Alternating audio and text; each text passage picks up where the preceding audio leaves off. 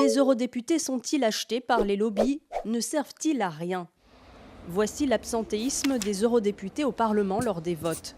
Leur taux de présence varie de 42% pour les moins motivés d'entre eux à plus de 99%.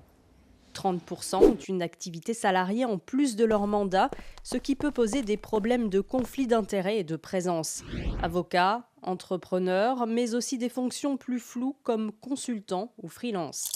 Mais avant le passage au vote, être eurodéputé, c'est surtout travailler sur ses dossiers, recevoir la presse, négocier dans son bureau ou même dans les couloirs. Les eurodéputés n'ont-ils aucun pouvoir ? La majorité des lois européennes sont adoptées conjointement par le Parlement européen et le Conseil. Et depuis 2009, les députés votent le budget européen. Ils sont élus au suffrage universel direct depuis 1979, c'était il y a tout juste 40 ans. Leur travail a permis par exemple l'adoption de la directive sur la protection des données personnelles, RGPD, ou la fin des frais d'itinérance ou roaming pour les appels téléphoniques. Les eurodéputés sont-ils achetés par les lobbies? Cela est déjà arrivé. En 2011, le Sunday Times, un journal britannique, a piégé 3 eurodéputés. Ils ont été condamnés à de la prison ferme dans leur pays, l'Autriche, la Roumanie et la Slovénie, pour corruption.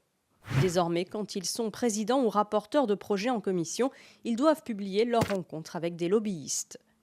Combien gagnent les eurodéputés? Un salaire de 8 611 € bruts par mois, soumis à imposition, 4 416 € par mois appelés indemnité de frais généraux. L'ONG Transparency International dénonce cette enveloppe car les eurodéputés n'ont aucune obligation de justifier leurs dépenses. Une enveloppe mensuelle de 24 526 € pour pouvoir embaucher jusqu'à 3 assistants parlementaires, ce qui a donné lieu à des enquêtes pour emploi fictif.